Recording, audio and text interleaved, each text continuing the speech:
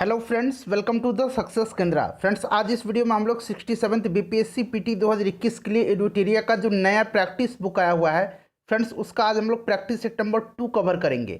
Friends, कल वाली videos में हम लोगों ने प्रैक्टिस सेट नंबर 1 को कवर कर लिया था, तो अगर आपने नहीं देखा है तो देख लीजिएगा। उस वीडियो का लिंक मैंने आज की इस वीडियो के डिस्क्रिप्शन बॉक्स में दे दिया है। यहाँ पर आप देख सकते हैं टोटल 15 मॉडल प्रैक्टिस सेट है। तो फ्रेंड्स, एक एक करके हम सभी प्रैक्टिस सेट को कवर करेंगे। चैनल पर अगर आप पहली बार विजिट कर रहे हैं तो चैनल को सब्सक्राइब कर लीजिएगा, साथ ही साथ बेल आइकन को जरूर दबा लीजिएगा, ताकि जब भी इस तरह का कोई भी इंपॉर्टेंट वीडियो अपलोड किया जाए तो उसका नोटिफिकेशन सबसे पहले आपके पास पहुंच जाए। तो चलिए फ्रेंड्स, बिना देरी किए हुए आज का सेशन स्टार्ट करते हैं। फ्रेंड्स, प्लीज़ वीडियो को लाइक और शेयर जरूर कर दीजिएगा। फ्रेंड्स, प्रैक्टिस सेट नंबर 2 का पहला प्रश्न देखिए। फ्रेंड्स, पहला प्रश्न है कि निम्नलिखित में से कौन सा युग्म सही सुमेलित है।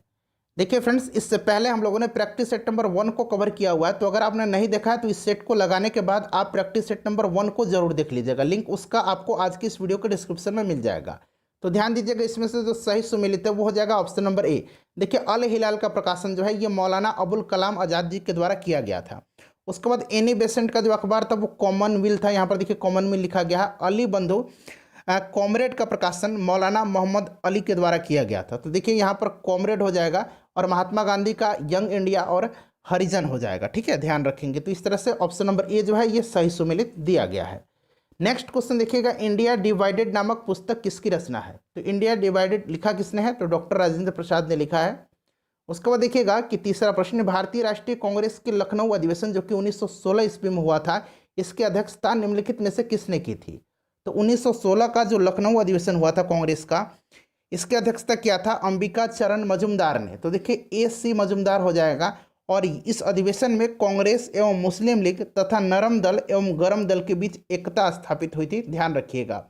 उसके बाद देखिएगा कि व्यक्तिगत सत्याग्रह के प्रथम एवं द्वितीय सत्याग्रही के जोड़े का चयन करें।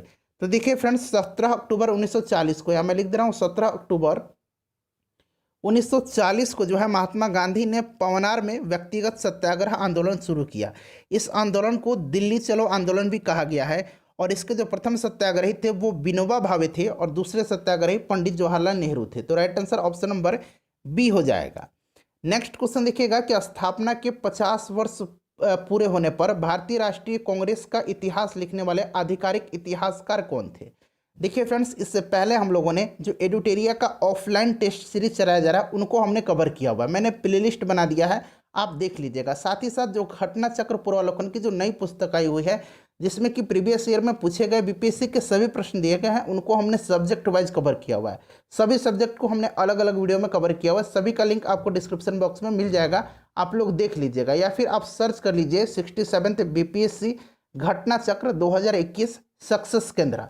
सर्च में सभी वीडियोस हमारे आपको दिखाई देने लगेंगे। तो देखिए जो पांचवा प्रश्न है, इसका राइट आंसर क्या हो जाएगा। तो देखिए राइट आंसर इसका हो जाएगा option number D, Pattabhi Sitaramayya. ठीक है, ध्यान रखेंगे। चलिए नेक्स्ट क्वेश्चन देख लीजिएगा कि निम्नलिखित में कौन एक उग्र विचारधारा के समर्थक माने जाते हैं। तो इसमें से उग्र विचारधारा के जो समर्थक माने जाते हैं वो हैं Bipin Chandra Pal. Option number C right answer हो जाएगा। बिपिन चंद्र पाल को भारत में क्रांतिकारी विचारों का जनक माना जाता है। भारतीय राष्ट्रीय कांग्रेस में लाल, बाल और पाल का जो टिकड़ी था ये गरम दल से संबंधित था। लाल से लाला लाजपत राय, बाल से बाल गंगाधर तिलक और पाल से बिपिन चंद्र पाल। ठीक है, चलिए उसके बाद नेक्स्ट क्वेश्चन देखिएगा। और वीडियो के लास्ट में आप सभी लोग अपना अपना स्कोर जरूर बताइएगा। और फ्रेंड्स, प्लीज़ वीडियो को लाइक जरूर कर दीजिए, काफ़ी मेहनत लगता है। 150 क्वेश्चन में कंटिन्यू बोलता हूँ। देखिए, किस मुगल शासक के काल में मनसब व्यवस्था का क्रमिक विकास हुआ है। तो देखिए फ्रेंड्स, मुगल कालीन सैन्य व्यवस्था पूर्णतः जो थी मनसबदारी प्रथा पर आधारित थी और इसे अकबर ने प्रारंभ किया था। राइट आंसर इसका ऑप्शन नंबर ए हो जाएगा, अकबर। ध्यान दीजिएगा फ्रेंड्स, यहाँ मैं आपको बताता हूँ 10 से लेकर के 500, ठीक है, 10 से लेकर के 500 जो 500 तक जो मनसब थे उनको प्राप्त करने वाले को मनसबदार कहा जाता था। 10 से लेकर के 500 तक मनसब प्राप्त करने वालों को मनसबदार कहा जाता था। 500 से 2500, ध्यान रखेंगे, 500 से 2500 तक जो मनसब प्राप्त करने वाले थे उनको उमरा कहा जाता था। और 2500 से अधिक मनसब प्राप्त करने वाले को अमीर ए आजम कहा जाता था। तो इसको भी आप साथ साथ ध्यान रखेंगे। ठीक है, चलिए उसके बाद देखिएगा कि 1946 के चुनाव के बाद मुस्लिम लीग ने किस प्रांत में सरकार बनाई थी। तो इन्होंने बंगाल में भी सरकार बनाई थी और सिंध प्रांत में भी मुस्लिम लीग ने सरकार बनाई थी। तो सिंध हो जाएगा और बंगाल हो जाएगा। तो उपरोक्त में से एक से अधिक राइट आंसर इसका हो जाएगा। नेक्स्ट क्वेश्चन देख लीजिएगा। अगला क्वेश्चन है कि सिविल सेवकों के चयन के लिए खुली प्रतियोगिता परीक्षा आरंभ किस चार्टर अधिनियम के तहत किया गया था? तो देखिए राइट आंसर इसका हो जाएगा ऑप्शन नंबर बी, 1853 का जो था चार्टर अधिनियम, इसी के तहत किया गया था। देखिए इस अधिनियम के तहत सेवाओं में नामजदगी का सिद्धांत को समाप्त करके कंपनी के महत्वपूर्ण पदों को प्रतियोगी परीक्षाओं के आधार पर भरने की व्यवस्था की गई थी। ध्यान रखिएगा। चलिए नेक्स्ट क्वेश्चन देखिएगा और फ्रेंड्स प्लीज़ वीडियो को शेयर जरूर कर दीजिएगा। 1857 का विद्रोह लखनऊ में किसके नेतृत्व में आगे बढ़ा? तो लखनऊ से नेतृत्व किसने किया था? बेगम हजरत महल ने किया था। तात्या टोपे ने कानपुर से किया था, लक्ष्मीबाई ने झांसी से किया था और नाना साहब जो हैं इन्होंने भी कानपुर से ही किया था। ठीक है फ्रेंड्स, ध्यान रखेंगे। क्लियर। चलिए अगला क्वेश्चन देख लीजिएगा। अगला क्वेश्चन हो जाएगा आपका, निम्नलिखित यूरोपियनों में से कौन सा एक स्वतंत्रता पूर्व भारत में व्यापारी के रूप में सबसे अंत में आया था? तो सबसे अंत में कौन आए थे? सबसे अंत में फ्रांसीसी आए थे 1664 में। ठीक है, तो फ्रांसीसी हो जाएगा option number B, right answer इसका हो जाएगा। ध्यान रखेंगे सबसे पहले अगर पूछा जाता तो पुर्तगाली आए थे 1498 में। ठीक है, चलिए अगला क्वेश्चन देखते हैं। नेक्स्ट क्वेश्चन है हमारा कि आधुनिक भारत के निम्नलिखित संस्थाओं एवं संस्थापकों में से कौन सी सही सुमेलित नहीं है? सही सुमेलित नहीं इसमें से पूछा गया। The servant of India society Gopal Krishna Gokhale सही है। The Indian women's association Annie Besant सही है। सेवा सदन एमजी रानाडे ये सही नहीं है। देखिए सेवा सदन की स्थापना 1885 में जो है किसने किया था? तो बहराम जी मालाबारी ने किया था। बहराम जी मालाबारी ने किया था 1885 में। ब्रह्म समाज राजा राम मोहन राय ये सही है। तो सही नहीं पूछा गया, सुमेलित नहीं, तो ऑप्शन नंबर सी हो जाएगा। नेक्स्ट क्वेश्चन देखिएगा और फ्रेंड्स किसी क्वेश्चन में अगर आपको डाउट है तो आप क्वेश्चन नंबर लिख करके कमेंट करेंगे। देखिए ब्रिटिश भारत की सेना ने धार्मिक आधार पर सबसे पहले किस वर्ष सरकार के आदेश का विरोध किया था? तो फ्रेंड्स ये विरोध किया था 1824 में। बैरकपुर की जो 47वीं रेजिमेंट थी इसी ने सर्वप्रथम धार्मिक आधार पर विरोध करते हुए वर्मा जाने से इनकार कर दिया गया था। उस समय हिंदुओं के लिए समुद्र पार करने का मतलब उनका धर्म नष्ट होना समझा जाता था। ठीक है, तो 1824 हो जाएगा इसका। उसके बाद देख लीजिएगा कि वायसराय ने गांधी जी को वन मैन बाउंड्री फोर्स कह करके संबोधित किया था। तो ये किसने किया था? तो ये क्या था? लॉर्ड माउंटबेटन ने। Option number D right answer हो जाएगा। उसके बाद देखिए गुप्त शासन में निर्मित 2 दशावतार मंदिर था, यह किस देवता को समर्पित था? तो देखिए दशावतार मंदिर जो है यह उत्तर प्रदेश के देवगढ़ में स्थित है। ठीक है, और यह भगवान विष्णु को समर्पित है। तो option number B right answer हो जाएगा। यह मंदिर भारत के प्राचीनतम मंदिरों में से एक है और गुप्त काल में इस मंदिर का निर्माण किया गया था। किस शैली में? नागर शैली में। ठीक है, यह नागर शैली में निर्मित मंदिर है, ध्यान रखेंगे। उसके बाद देखिए निष्काम कर्म का सिद्धांत सर्वप्रथम किसमें प्रतिपादित किया गया था? निष्काम कर्म का सिद्धांत, देखिए फ्रेंड्स निष्काम कर्म गीता का मुख्य उपदेश है, ध्यान रखेंगे। और यहाँ प्रश्न पूछा गया कि सर्वप्रथम इसे किसमें प्रतिपादित किया गया था? तो ये हो जाएगा आपका ईशोपनिषद में। Option number C right answer हो जाएगा। ठीक है, ध्यान रखेंगे। चलिए उसके बाद नेक्स्ट क्वेश्चन देखिएगा कि गुप्त काल में सर्वाधिक अभिलेख किस शासक के मिलते हैं? तो गुप्त काल में सर्वाधिक अभिलेख जो हैं ये कुमारगुप्त प्रथम के मिलते हैं। तो कुमारगुप्त प्रथम राइट आंसर इसका हो जाएगा। ठीक है, इसके अलावा जो है उसने सर्वाधिक स्वर्ण मुद्राएं भी जारी किया था। कुमारगुप्त प्रथम के काल में ही नालंदा विश्वविद्यालय की स्थापना की गई थी, ध्यान रखेंगे। ठीक है, नालंदा विश्वविद्यालय का निर्माण कुमारगुप्त ने ही करवाया था। निम्नलिखित में से किस स्थल से मानव कंकाल के साथ कुत्ते के कंकाल का भी सावधान से प्राप्त हुआ है? तो ये हो जाएगा कहाँ से? तो बुर्ज होम से। जम्मू एवं कश्मीर में श्रीनगर के निकट उत्तर पश्चिमी स्थित बुर्ज होम से नवपाषाणिक अवस्था में मानव कंकाल के साथ कुत्ते का कंकाल भी सावधान से प्राप्त हुआ है। तो राइट आंसर इसका ऑप्शन नंबर बी हो जाएगा। उसके बाद देखिएगा कि अनेकांतवाद या स्यादवाद निम्नलिखित में से किसका क्रोध सिद्धांत एवं दर्शन है? तो फ्रेंड्स ये हो जाएगा आपका जैन धर्म का। तो जैन धर्म देखिए कहाँ होगा? जैन मत हो जाएगा यहाँ पर, option number D right answer हो जाएगा। ठीक है, जैन मत। उसके बाद देखिएगा कि सती प्रथा का प्रथम अभिलेखीय साक्ष्य कहाँ से प्राप्त हुआ है? तो फ्रेंड्स ये प्राप्त हुआ है आपको कहाँ से? तो राइट आंसर हो जाएगा आपका ऑप्शन नंबर डी, एरण्य से। देखिए भानुगुप्त जो था भानुगुप्त के जो एरन अभिलेख था वहीं से गुप्त शासक भानुगुप्त के एरन अभिलेख से प्राप्त हुआ है, जिसमें किसी भोजराज की मृत्यु पर उसकी पत्नी के सती होने का उल्लेख है। ठीक है, चलिए उसके बाद नेक्स्ट क्वेश्चन देख लीजिएगा कि प्राचीन भारतीय इतिहास में प्रसिद्ध कालिदास के संबंध में निम्नलिखित में से कौन सा या से कथन असत्य है या है। तो देखिए, गुप्त शासक चंद्रगुप्त विक्रमादित्य या चंद्रगुप्त द्वितीय एक ही बात है, दोनों तरह से याद रखेंगे। चंद्रगुप्त द्वितीय या चंद्रगुप्त विक्रमादित्य के दरबारी कवि थे, सही है। इन्होंने मृक्ष कटिकम की रचना की, ये गलत है। मृक्ष कटिकम जो है इसकी रचना शूद्रक ने किया है। किसने किया है? शूद्रक ने किया है। ठीक है फ्रेंड्स, ध्यान रखेंगे, तो ये गलत हो जाएगा। उनकी रचनाएं संस्कृत भाषा में है। कालिदास की बात की जाए तो सही है। उन्हें भारत का शेक्सपियर कहा जाता है, बिल्कुल सही है। तो ऑप्शन नंबर बी जो है ये सही नहीं है। अकबर द्वारा बिहार पर नियंत्रण स्थापित करने के क्रम में किससे संघर्ष करना पड़ा? तो किससे संघर्ष करना पड़ा? दाऊद खां कारा रानी से। ठीक है, तो राइट आंसर यहाँ हो जाएगा आपका ऑप्शन नंबर बी। क्लियर है फ्रेंड्स, ध्यान रखेंगे। 1574-76 ईस्वी में जब अकबर ने बिहार पर नियंत्रण स्थापित किया, उस समय बिहार में दाऊद खां कारा रानी का शासन था। ठीक है, 1580 ईस्वी में बिहार को मुगल साम्राज्य के एक प्रांत के रूप में घोषित किया गया था, 1580 में। नेक्स्ट क्वेश्चन देखिए, किस मध्यकालीन शासक द्वारा राजगीर के जैन मंदिरों में दान देने का प्रमाण मिले हैं? बताइए राइट आंसर क्या हो जाएगा। तो देखिए फ्रेंड्स, राइट आंसर जो हो जाएगा इसका हो जाएगा आपका option number B, Firoz Shah Tughlaq.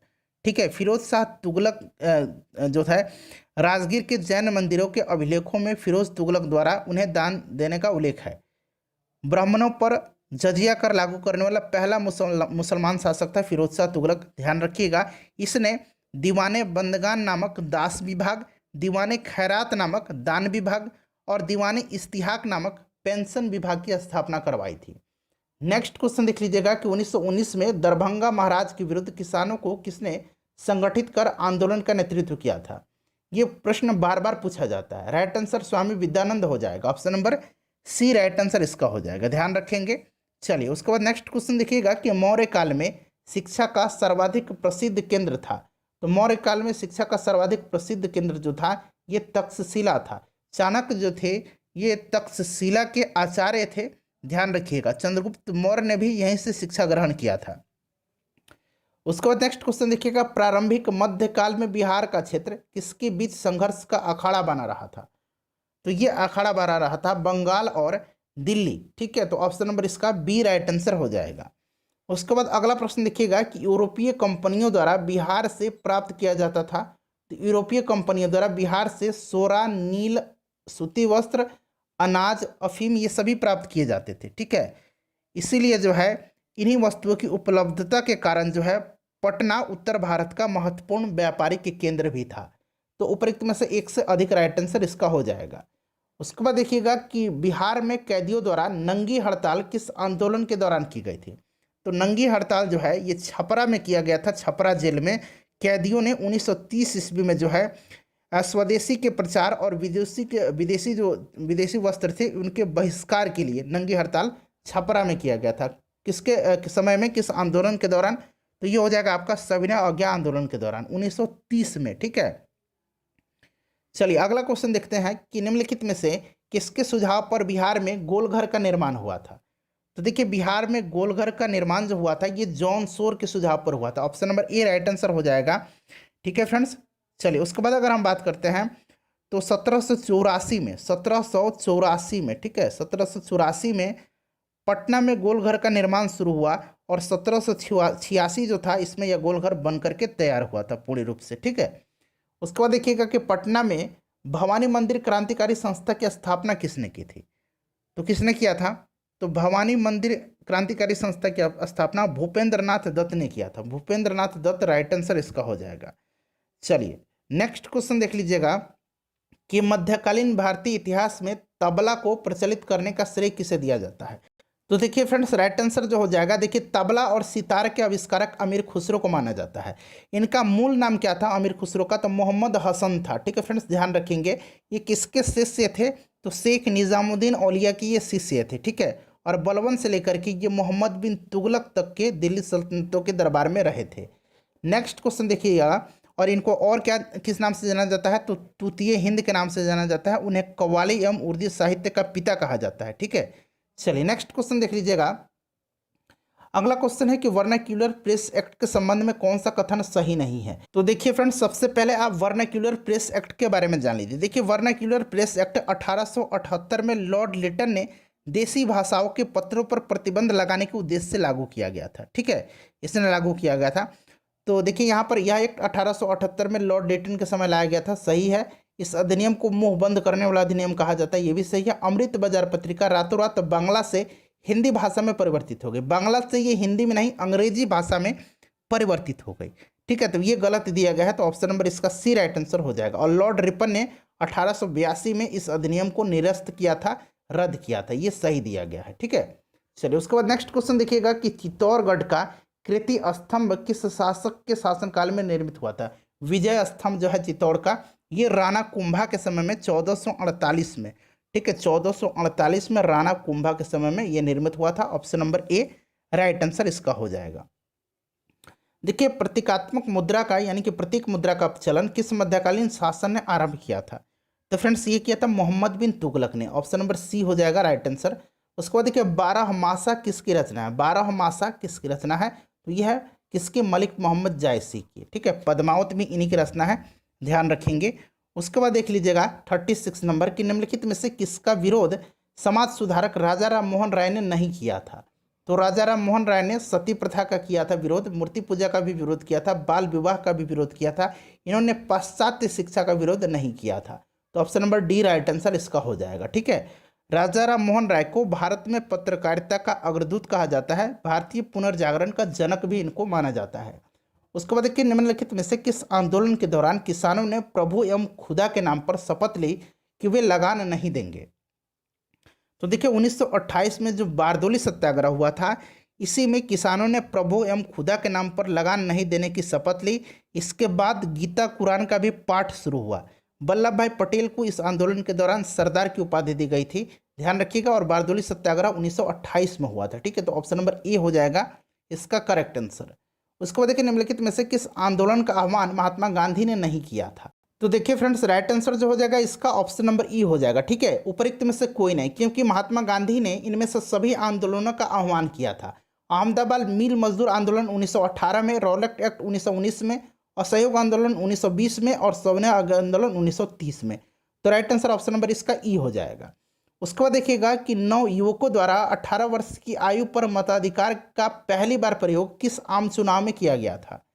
तो फ्रेंड्स आपको याद होगा कि 61वां संविधान संशोधन, ठीक है, 61वां संविधान संशोधन जो कि 1989 में हुआ था, इसमें मताधिकार की आयु 21 वर्ष से घटा करके 18 वर्ष कर दिया गया था। ठीक है, और 1989 में जो आम चुनाव हुए थे उसी में इसका पहली बार प्रयोग किया गया था। ऑप्शन नंबर सी हो जाएगा।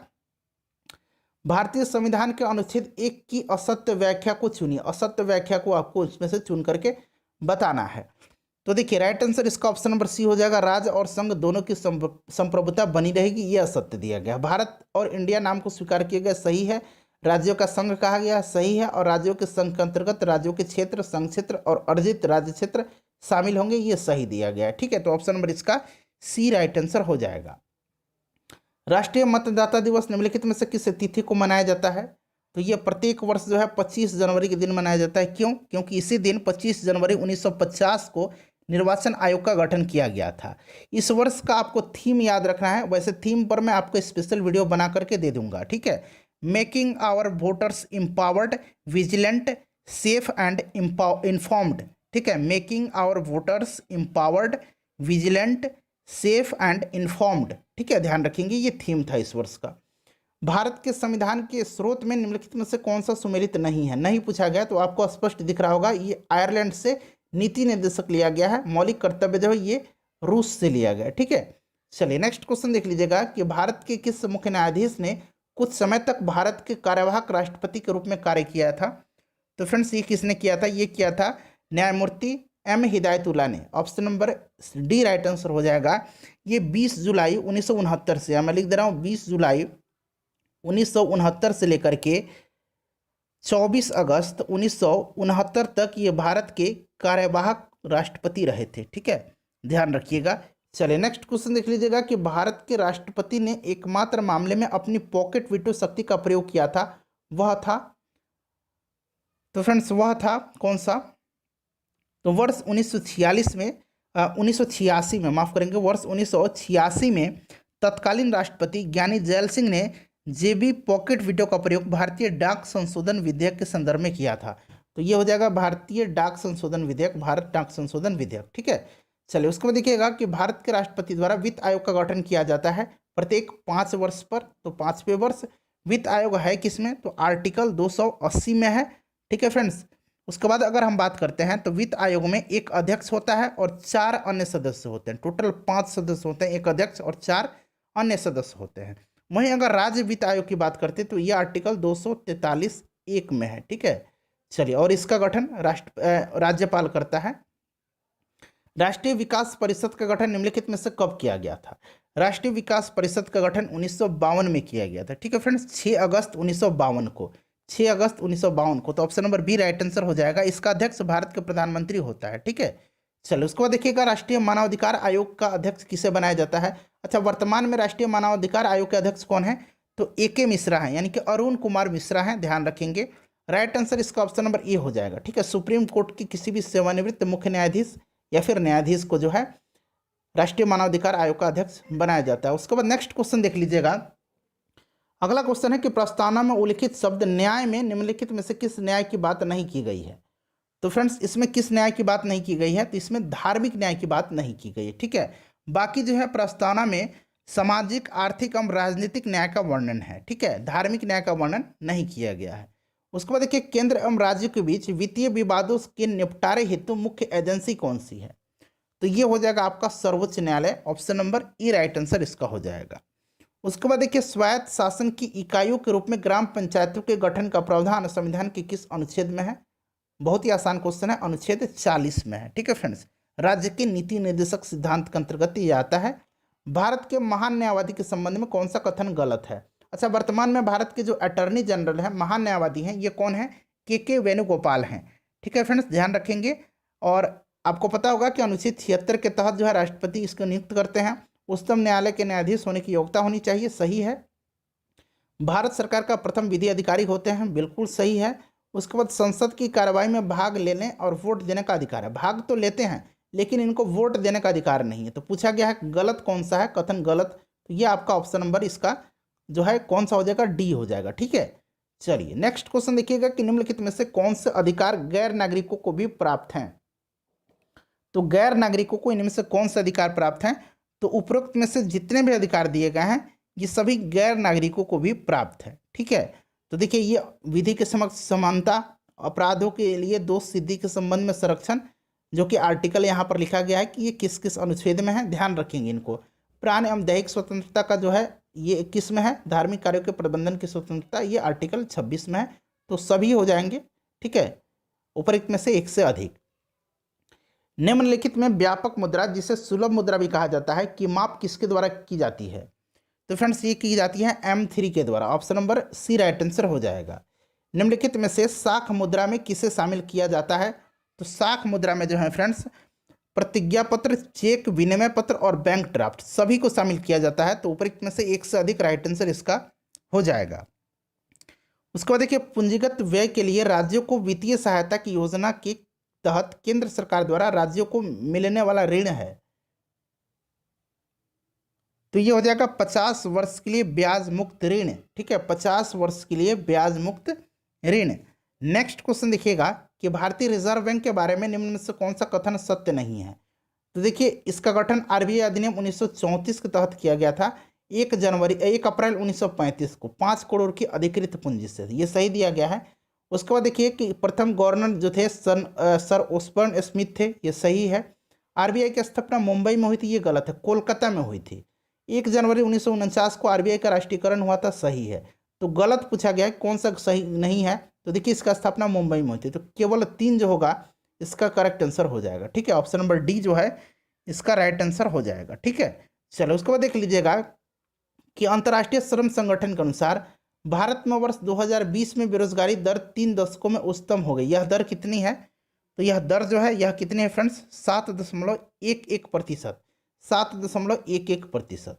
जीवन बीमा क्षेत्र में प्रवेश करने वाला देश का पहला वाणिज्यिक बैंक कौन सा था? तो ये हो जाएगा स्टेट बैंक ऑफ इंडिया। ठीक है, स्टेट बैंक ऑफ इंडिया हो जाएगा। उसके बाद देख लीजिएगा कि गैर निष्पादनीय परिसंपत्तियां एनपीए से संबंधित निम्न में से कौन सा कथन सत्य है।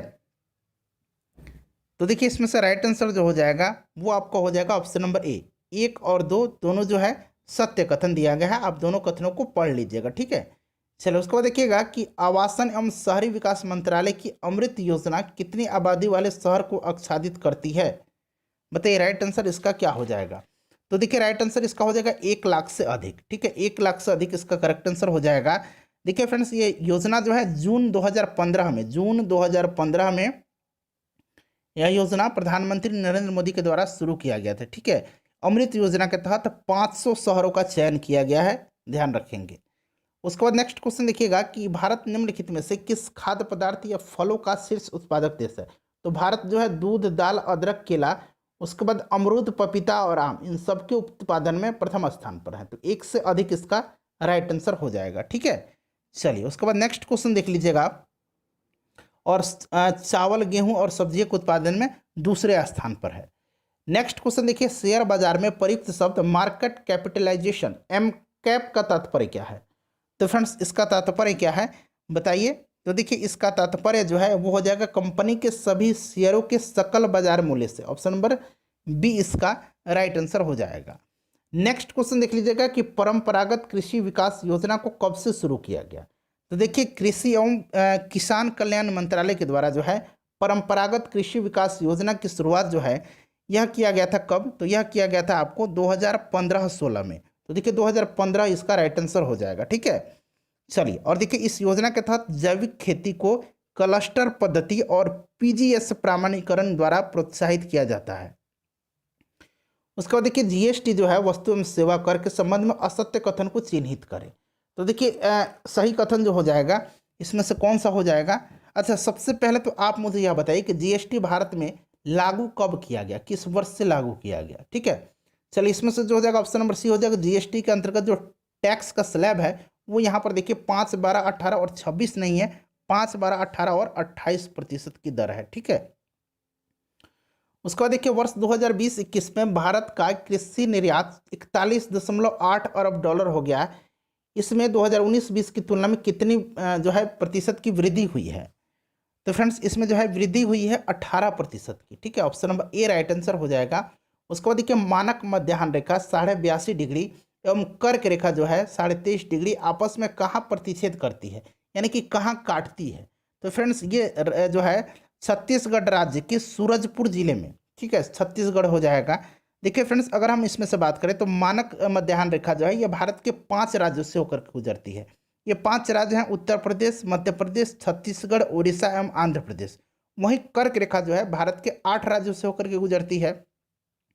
गुजरात, राजस्थान, मध्य प्रदेश, छत्तीसगढ़, झारखंड, पश्चिम बंगाल, त्रिपुरा एवं मिजोरम से, ठीक है। चलिए इनमें से नवीनतम रॉक सिस्टम कौन है। तो देखिए इनमें से नवीनतम रॉक सिस्टम जो है ये हो जाएगा गोंडवाना। उसके बाद देखिए भारत की वैसी नदी जो हिमालय की सभी श्रृंखला को काटती है। तो देखिए सतलज नदी जो है ये हिमाद्री, मध्य हिमालय और शिवालिक श्रेणी को काटते हुए सिंधु नदी में मिल जाती है। तो सतलज हो जाएगा। किस अभ्यारण्य के मध्य एक खूबसूरत झील स्थित है। तो फ्रेंड्स ये हो जाएगा तोप चांची, ठीक है। ये जो है फ्रेंड्स कहाँ है, तो ये झारखंड राज्य में है, धनबाद में स्थित है, ठीक है, ध्यान रखेंगे। उसके बाद देखिएगा नेक्स्ट क्वेश्चन हमारा है कि निम्नलिखित बंदरगाहों का उत्तर से दक्षिण सही क्रम आपको बताना है। तो उत्तर से दक्षिण की अगर बात करते हैं तो इसमें से विशाखापट्टनम और मछलीपट्टनम ये दोनों जो है आंध्र प्रदेश में है। चेन्नई और तूतीकोरिन जो है ये आपका तमिलनाडु में है, ठीक है। तो विशाखापट्टनम, मछलीपट्टनम, उसके बाद चेन्नई, फिर तूतीकोरिन। भारतीय राज्यों में साक्षरता दर का सही क्रम घटते हुए या अवरोही क्रम जो भी आपका है।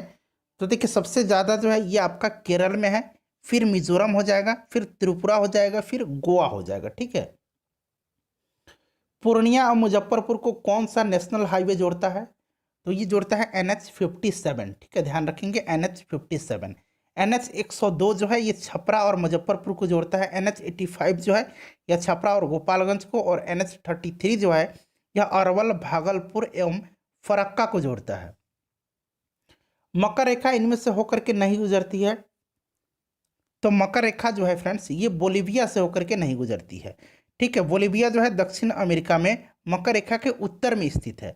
मकर रेखा से दक्षिण अमेरिकी देश ब्राजील, परागुआ, अर्जेंटीना और चिली गुजरता है। ठीक है, भूमिगत जल द्वारा निम्नलिखित में से कौन सी आकृति बनती है, बताइए। तो देखिए, घोल रंग बनता है, विलय रंग बनता है, डोलाइन बनता है, युवाला बनता है, पोलजे बनता है, बहुत सी आकृति है। तो देखिए, इसमें से अगर हम बात करते हैं तो घोल रंग होता है, युवाला होता है, उसके बाद अंध घाटी भी बनता है। ठीक है, और लैपिज भी बनता है। तो ये सभी हो जाएंगे। ठीक है, ऊपर एक में से एक से अधिक इसका राइट आंसर हो जाएगा। निम्न में से सबसे छोटा देश कौन सा है क्षेत्रफल के अनुसार से, इसमें से बताना है आपको, तो बांग्लादेश हो जाएगा। ठीक है, क्षेत्रफल के हिसाब से सबसे छोटा देश कौन सा है, वेटिकन सिटी है दुनिया में। ठीक है, और सबसे बड़ा क्षेत्रफल के हिसाब से रूस है। भारत का स्थान 7वां है। निम्नलिखित सागरों का पूर्व से पश्चिम सही क्रम क्या है, पूर्व से पश्चिम बताना है। तो देखिए, बेरिंग सागर, पीला सागर, उसके बाद बेरिंग सागर, पीला सागर, लाल सागर और कैरेबियन सागर। तो ऑप्शन नंबर डी हो जाएगा। निम्नलिखित में से किस स्थान पर इको सीमेंट फैक्ट्री की स्थापना की गई है, तो फ्रेंड्स ये कहाँ पर किया गया, भभुआ में। ठीक है, चलिए उसके बाद नेक्स्ट क्वेश्चन देख लीजिएगा कि बिहार में सर्वाधिक अनुसूचित जनजाति प्रतिशत, देखिए यहाँ प्रतिशत लगा दिया गया है, किस जिले में है।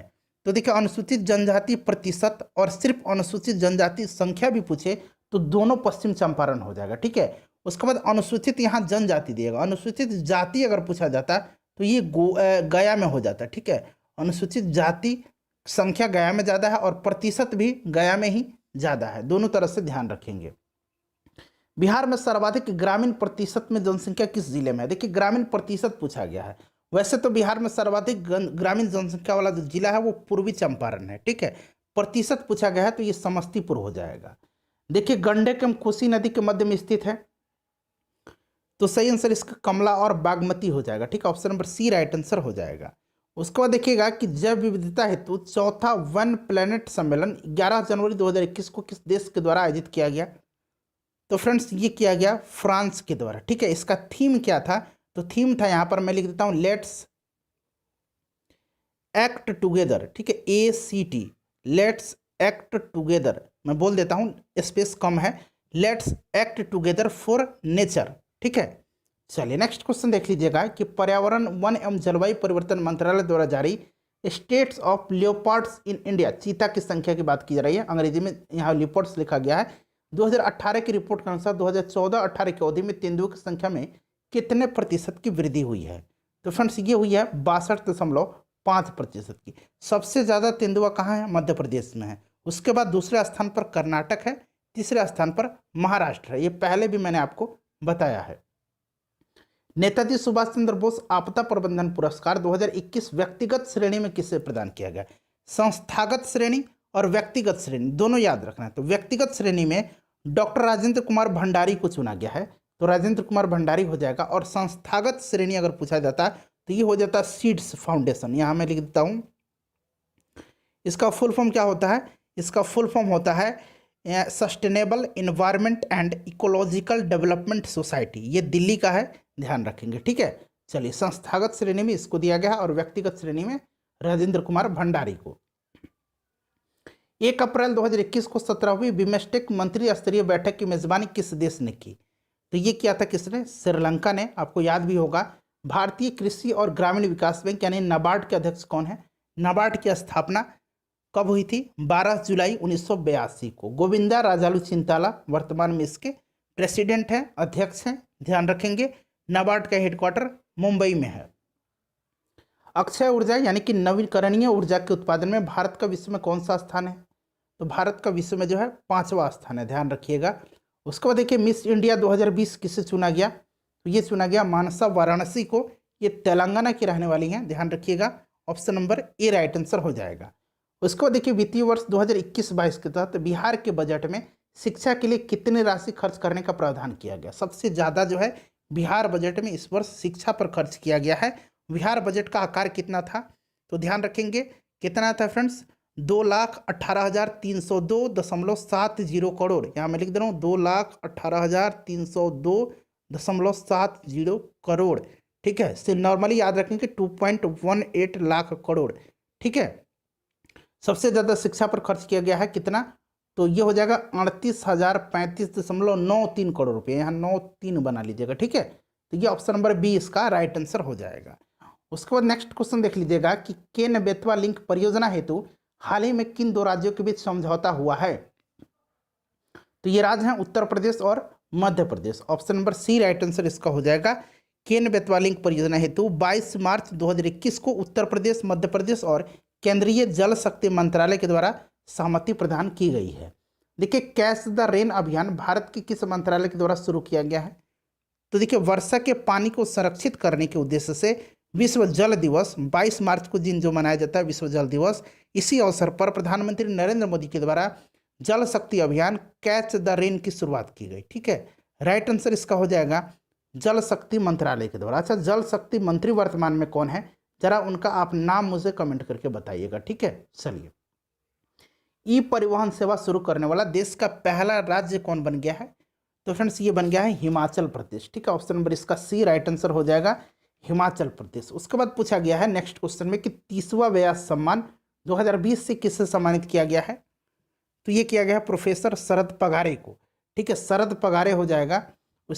इनको जो है पाटलिपुत्र की साम्राज्ञी के लिए यह पुरस्कार उनको दिया गया है। उसके बाद देखिए 2021 वन्य जीव दिवस का थीम क्या। अच्छा, वन्य जो जीव दिवस है, विश्व वन्य जीव दिवस, ये कब मनाया जाता है, तो प्रत्येक वर्ष यह मनाया जाता है। कब, ध्यान रखेंगे, यह 3 मार्च के दिन मनाया जाता है। ठीक है, और इस वर्ष इसका थीम क्या था, इसका थीम था forest and livelihoods sustaining people and planet. Option number A right answer इसका हो जाएगा। वर्ल्ड इकोनॉमिक फोरम की ग्लोबल जेंडर गैप रिपोर्ट 2021 में 156 देशों की सूची में भारत का स्थान कितना था, तो देखिए पहले स्थान पर जो था वो कौन सा देश था, पहले स्थान पर कौन सा देश था, इसको भी आपको ध्यान रखना है। पहले स्थान पर आइसलैंड था, भारत का स्थान इसमें 140वां था। सबसे आखिरी में यानी कि 156वें स्थान पर अफगानिस्तान था। ठीक है, अंतिम पायदान पर।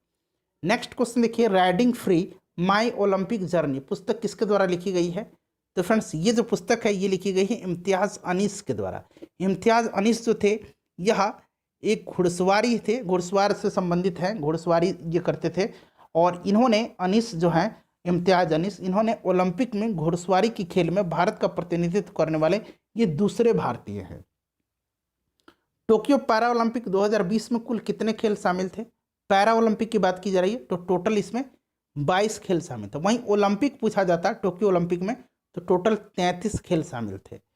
नेक्स्ट क्वेश्चन देखिएगा कि नौरा अल मातरूसी किस देश की पहली महिला अंतरिक्ष यात्री बनेंगी, तो फ्रेंड्स ये बनेंगी यूएई की यानी कि संयुक्त अरब अमीरात की। किस फिल्म ने 93वां ऑस्कर पुरस्कार 2021 का सर्वश्रेष्ठ फिल्म पुरस्कार जीता है, तो फ्रेंड्स ये है Nomadland. Option number D right answer इसका हो जाएगा। उसके बाद देखिएगा कि बदलाव के बाद केंद्रीय मंत्रिपरिषद में शिक्षा और ग्रामीण विकास मंत्री के जोड़े का चयन करें। शिक्षा मंत्री धर्मेंद्र प्रधान और ग्रामीण विकास मंत्री गिरिराज सिंह। तो देखिए कहाँ दिया गया, option number C right answer हो जाएगा। नेक्स्ट क्वेश्चन देखिए, ई भंडारण लागू करने वाला भारत का पहला राज्य कौन बना है, तो ये बन गया है अपना राज्य बिहार। उसके बाद देखिए ग्राम उजाला योजना के तहत ग्रामीण क्षेत्रों में 10 रुपये में LED बल्ब प्रदान किया जाएगा। इसकी शुरुआत बिहार की किस जिला से हुई है, तो ये बिहार से, भोजपुर से हुआ है, आरा से हुआ है, ध्यान रखेंगे। उसके बाद देखिए बिहार का पहला खेल विश्वविद्यालय कहाँ बनाया जाएगा, तो फ्रेंड्स ये राजगीर में बनाया जाएगा। ये सभी प्रश्न मैंने आपको कवर करवा दिया है। बिहार का पहला नगर वन पार्क कहाँ स्थापित किया जा रहा है, बताइए राइट आंसर इसका क्या हो जाएगा, तो राइट आंसर इसका हो जाएगा आपका ऑप्शन नंबर डी गया में। ठीक है, उसके बाद देखिएगा कि बिहार के पहले कौशल विश्वविद्यालय की स्थापना किस जिले में की जाएगी, तो ये दरभंगा हो जाएगा। टोक्यो ओलंपिक 2020 में निम्नलिखित में से किस नए खेल को शामिल किया गया, तो देखिए इसमें से राइट आंसर जो हो जाएगा इसका वो आपका क्या हो जाएगा, देखिए इसमें से जो शामिल किया गया वो किया गया है आपका स्केटबोर्डिंग को, उसके बाद सफरिंग को, ठीक है, सर्फिंग जिसको कहा जाता है उसको, इसके बाद किया गया स्पोर्ट्स क्लाइंबिंग को, और उसके बाद किया गया कराटे कुमाइट को। तो 1 2 4 5 राइट आंसर हो जाएगा। ठीक है, चलिए नेक्स्ट क्वेश्चन देखिएगा, आर्थिक सर्वेक्षण 2020-21 के अनुसार सबसे अधिक प्रति व्यक्ति आय वाले राज्यों का सही क्रम बताइए। तो सबसे अधिक गोवा, फिर सिक्किम, फिर दिल्ली। तो ये Goa, Sikkim, Delhi option number C में दिया गया है। नेक्स्ट क्वेश्चन देखिए, चाय महोत्सव 2021 का आयोजन किस राज्य में किया गया? तो ये किया गया है असम में। उसके बाद देखिएगा कि भारत के किस देश में, किस भारत और किस देश के बीच में जो है संयुक्त सैन्य अभ्यास दस्तलिक का, जो दस्तलिक 2 था, ये आयोजन किया गया। तो दस्तलिक है, ये दस्तलिका हटा दीजिए, का नहीं, दस्तलिक याद रखिएगा। तो दस्तलिक जो है ये भारत और उज्बेकिस्तान के बीच का, ठीक है। और इसका आयोजन जो है उत्तराखंड के रानीखेत में किया गया। उसके बाद देखिए भारत के किस राज्य में देश का पहला फायर पार्क स्थापित किया गया? तो पहला फायर पार्क जो है भुवनेश्वर में जो है इसका स्थापना किया गया, उड़ीसा फायर एंड डिजास्टर अकादमी के परिसर में, ठीक है। नवीन पटनायक ने जो है इसकी उद्घाटन किया है। तो ये उड़ीसा हो जाएगा, ध्यान रखेंगे। भारत में सबसे बड़ी तैरती सौर ऊर्जा परियोजना का निर्माण किस राज्य में किया जा रहा है? तो फ्रेंड्स ये किया जा रहा है तेलंगाना के पेदापल्ली जिले में, ठीक है। तेलंगाना हो जाएगा। वित्तीय वर्ष 2021-22 के लिए राजकोषीय घाटा जीडीपी का कितना प्रतिशत रहने का अनुमानित है? तो ये है फ्रेंड्स कितना, बताइए। राइट आंसर तो 6.8%, ठीक है। नेक्स्ट क्वेश्चन देखिएगा, दुनिया में स्वचालित कारों को सड़कों पर चलाने की कानूनी अनुमति देने वाला दुनिया का पहला देश कौन बन गया है? तो देखिए ये देश बन गया है कौन सा? इंग्लैंड बन गया है, ठीक है। Option number B right answer हो जाएगा, इंग्लैंड। जनगणना 2011 के आंकड़े के अनुसार देश में कामगारों की कुल संख्या कितनी है? तो फ्रेंड्स ये है 481.7 million. Option number B right answer इसका हो जाएगा। उसके बाद देख लीजिएगा, समुद्र की गहराई किस यंत्र द्वारा मापी जाती है? देखिए बैरोमीटर, वायुदाब, ये लैक्टोमीटर है, ठीक है। ये लैक्टोमीटर है। दूध की शुद्धता, अल्टीमीटर वायुमान की ऊंचाई, फैदोमीटर समुद्र की गहराई। ऑप्शन नंबर सी हो जाएगा। देखिए पृथ्वी की आयु का मापन निम्नलिखित में से किस विधि द्वारा किया जाता है? तो फ्रेंड्स ये किया जाता है यूरेनियम विधि द्वारा। कार्बन डेटिंग विधि द्वारा कार्बनिक पदार्थों की आयु ज्ञात की जाती है, ठीक है, कार्बन डेटिंग के द्वारा। रेडियोधार्मिक रेटिंग विधि जो है इसकी सहायता से चट्टानों की आयु का पता लगाया जाता है, ठीक है। उसके बाद देखिए RH जो फैक्टर है, ब्लड में एक RH फैक्टर होता है, किस जंतु में देखा गया था? तो RH फैक्टर की खोज जो है कार्ल लैंडस्टीनर और वीनर ने किया था, ठीक है। वीनर ने किया था, कार्ल लैंडस्टीनर और वीनर ने किया था, ध्यान रखेंगे। और ये जो है बंदर में इस तत्व का पता लगाया था इन्होंने, RH फैक्टर का। तो ये बंदर हो जाएगा। निम्नलिखित में से किस जंतु में सर्वाधिक पसलियां होती हैं? तो फ्रेंड्स ये सांप में होती है, ठीक है। उसके बाद देखिए मस्तिष्क निम्नलिखित में से किसके लिए उत्तरदायी है, जिम्मेदार है? बताइए।